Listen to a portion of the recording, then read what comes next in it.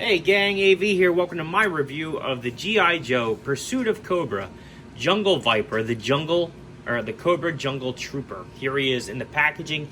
As you can see, he is a blister carded figure with the figure and the vast majority of his accessories clearly visible in the bubble, as well as a original piece of artwork there depicting the figure itself there on the left hand side. Flipping it over, we can see that he is part of the Jungle Assault theme of figures that came out in the line.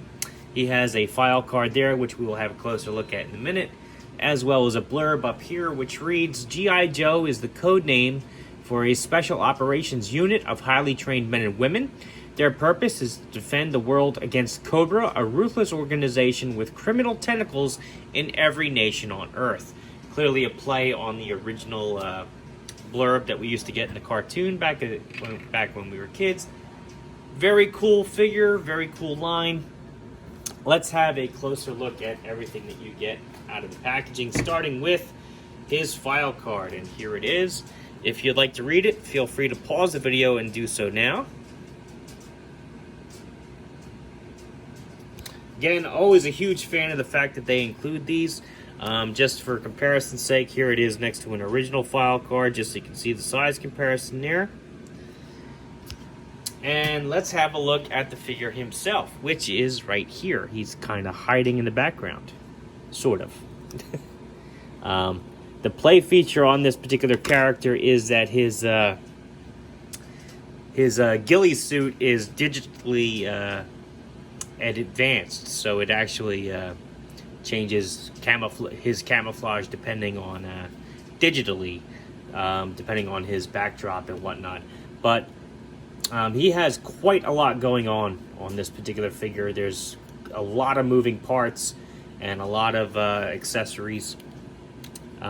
He's a very unique character, which is why I kind of love him, even though he's pretty bulky and not really traditional. I'm actually a big fan of this guy. Let's take his gun off first. We'll have a look at his gun, which is actually has a 3-part construction on its own. This is his, what did the file card call it? His Skulker JS high-powered Jungle Series Marksman Rifle. This thing is enormous, as you can see. I mean, the figure is about 4 inches tall, and it's clearly taller than he is.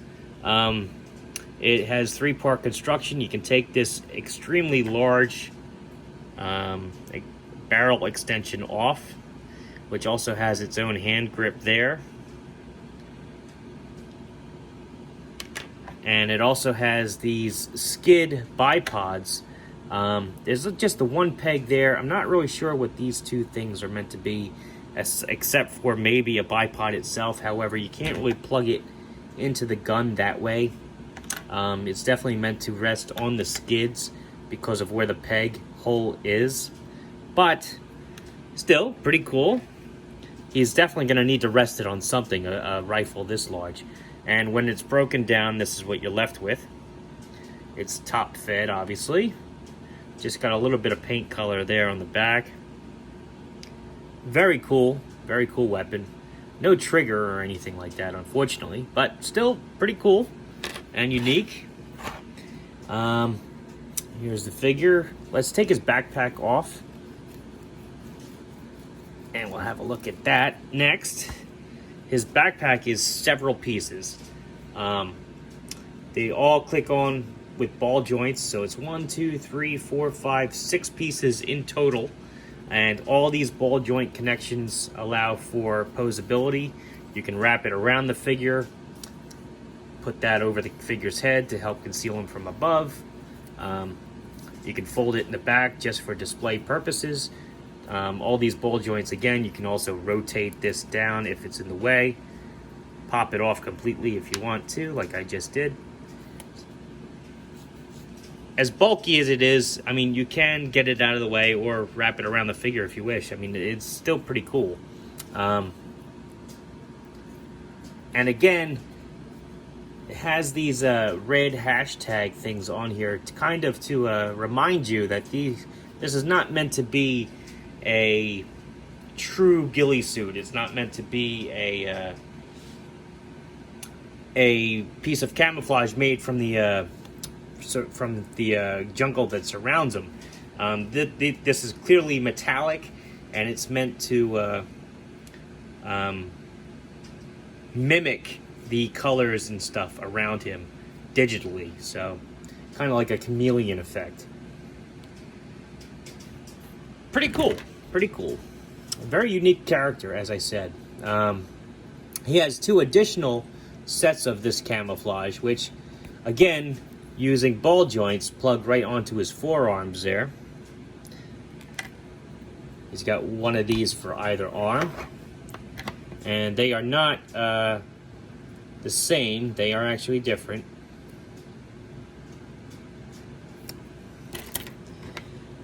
There's a lot to unload on this guy.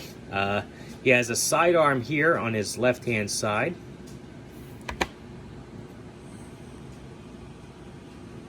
Just a typical semi-auto handgun.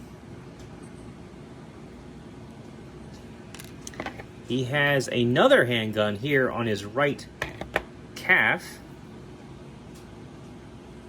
boot area.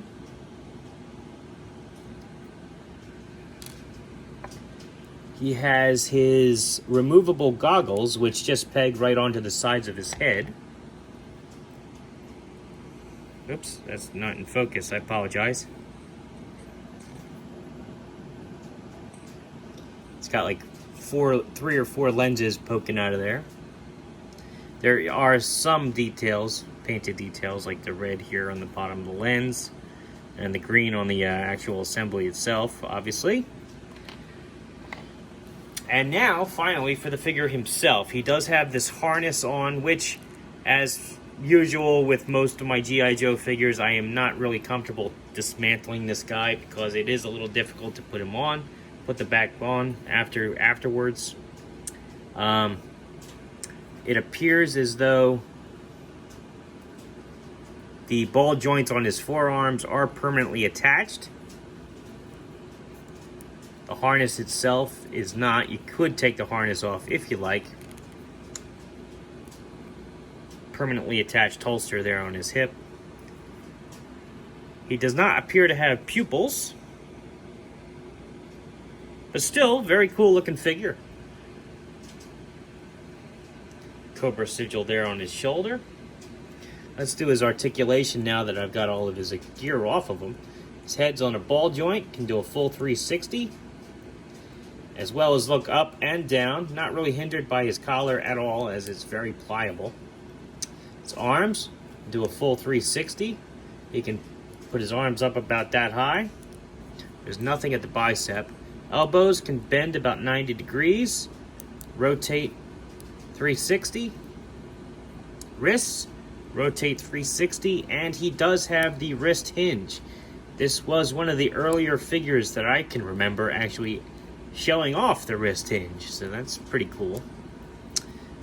This particular hand has the alternate up and down hinge. Again, this was to help facilitate holding his rifle, which he can do, but I will admit it is kind of tricky to do with all of his gear on, so bear that in mind. He can still hold it two-handed, but it's a little tricky. He's got a diaphragm joint here, which allows for a good range of motion there. Can kick his legs up about that high, and back about that far. Can do the splits about like that. This skirt assembly is very forgiving. It moves out of the way pretty freely, so it doesn't really hinder his motion much at all. He's got double jointed knees, enabling him to get his heel back about that far, so it's a little bit hindered. Full rotation here at the ankle. Can pivot his toes down and up slightly, not much. So pretty good articulation on this guy, which is to be expected for being a Pursuit of Cobra figure. He also does include this figure stand, which says Jungle Viper there, 2-foot pegs, Cobra sigil, and copyright 2007 Hasbro. So very cool figure overall. Very unique, which is again why I like him. He was described at the time as an evolution of the Night Vipers, which is, I mean, the comparison is pretty obvious if you ask me. He's green and black. He's a marksman. You know, it's pretty clear to see where they came up with that comparison there. Here's his size comparison. You have him next to a vintage Joe. Let me do on this side. You can see he is noticeably taller than him. Here he is next to a vintage collection Star Wars figure, noticeably taller than him as well. And here he is next to a 4-inch Boss Fight Studio blank. Roughly about the same size there, if nothing, just a little bit shorter. I'm actually a little distracted. I'm looking for my Captain America figure. I'm not sure what I did with him. He should be right here, but he's not. So I can't do the size comparison for my Marvel Universe at this time. But anyway, he's a pretty cool figure. I do recommend that you pick him up if you can find him at a reasonable price. He's part of the Pursuit of Cobra line. And if you like this video, check out my channel. If you like what you see there, then please subscribe. And as always, thanks for watching.